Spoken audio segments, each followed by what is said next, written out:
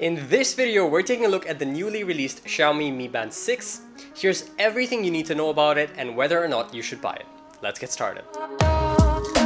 Let's get started with the unboxing. Now the box on itself has all of the major specs on the sides, which include the SpO2 monitoring, heart rate monitoring, sleep tracking, water resistance, and everything you need to know on there. Getting into the box itself, you obviously get the Mi Band 6, which we'll take a look at a little bit later. You also get the magnetic charger, which is very similar to the last generation. There's also an unnecessarily big instruction manual. Now the device itself looks very sleek, very similar to previous gen, except the display is way bigger.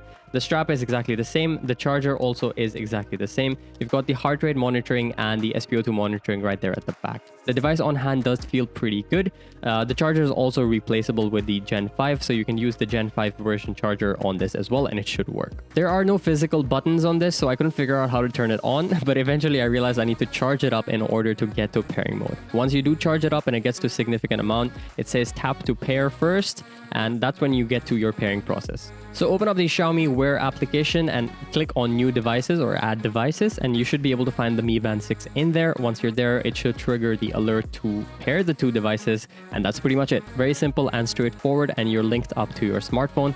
With that done, let's get started by talking about the build quality and the design on this.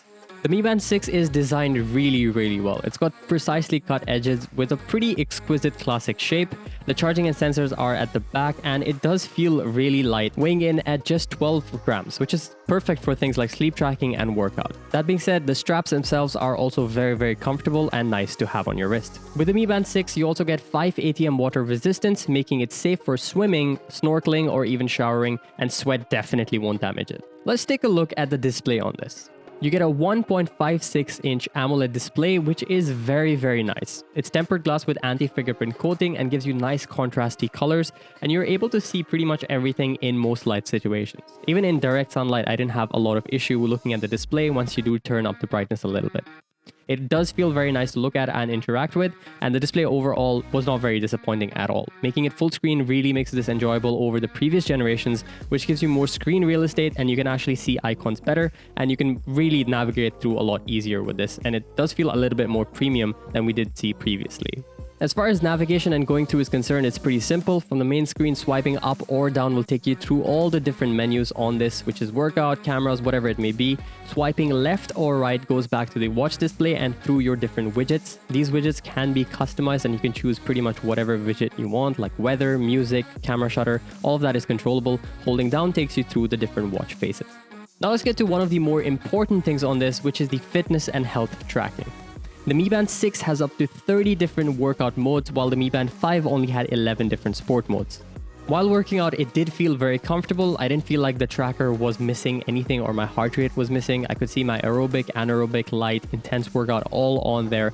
So you can quite simply just select what workout you want to do and it's going to be on there within those 30 modes, and they even added some new indoor training modes like boxing, Zumba, dancing, and all of that is going to be included on there.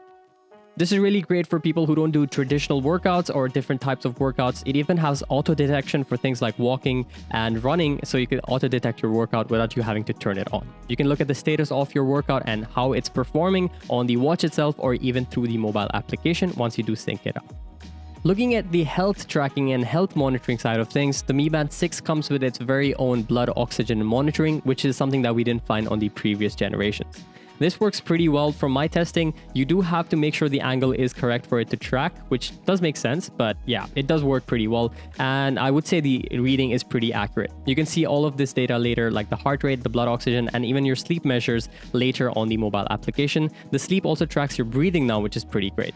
Other features include being able to take remote shutter pictures using the band itself, so you can use it as a Bluetooth shutter, and there was no lag when I tried it out. You also still get push notifications coming onto the device for you to view them on it. As far as the battery life is concerned, you get a 125 mAh battery on this, which gives you roughly 14 days of battery life. Pretty great considering the SpO2 monitoring. You can charge it up from 0% to about 80% in an hour, which is exactly what I did. So I started the charge with 0% at 12:05, and then an hour later at 1:05, I was up to 81 to 82%, which is pretty decent. So under 2 hours, you can get a full charge and you're ready to go for the next 2 weeks. Pretty great stuff. Now, considering all of that, the price point is one of the more desirable things. It's priced at 175 ringgit roughly, which is $40 or so. So that's pretty cheap considering everything you're getting out of it, including the SpO2 monitoring, heart rate monitoring, sleep tracking, the fitness modes, all of that stuff included with the nice display. Pretty justifiable. Now let's go over the pros and the cons on this. In terms of the pros, obviously number one pro is going to be the affordability. It's very cheap compared to other fitness bands and trackers out there, and Xiaomi has been doing a good job with the Mi Bands when it comes to the price ranges. So really great price range for everything it's offering. The second pro would be the bigger, more colorful display. The display on this looks a lot nicer than the previous gen, especially considering the fact that they've made it more full screen and you can see so much more of the screen. Navigation and stuff becomes a lot easier. Very big pro. The third pro on this would be the number of workouts you can get out of this, as well as the battery life being pretty good for 2 weeks. Let's move on to the cons on this. The bigger con that I can think of is the mobile application. The Xiaomi Wear app can be a little bit inaccurate when it comes to tracking data, especially like the sleep tracking. I think that's built into the watch, where the issue is within the watch itself. The sleep tracking data can be a little bit inaccurate at times. The second con would be that there's no NFC support or payment support outside of China with the Mi Band 6, which is a little disappointing. We thought that the global variant would have it this time around, but it doesn't seem like it does. And then the final con would be when you turn on all the features that you want to use on here, it hogs battery pretty quickly. So you lose battery life a lot quicker when you're using all the different features. That can be a little bit disappointing. So all in all, that's everything you need to know about the Xiaomi Mi Band 6. We really hope you guys enjoyed this video. If you did, make sure you hit that like button and do consider subscribing for more content like this, and we'll see you again in the next video. Until then, bye bye.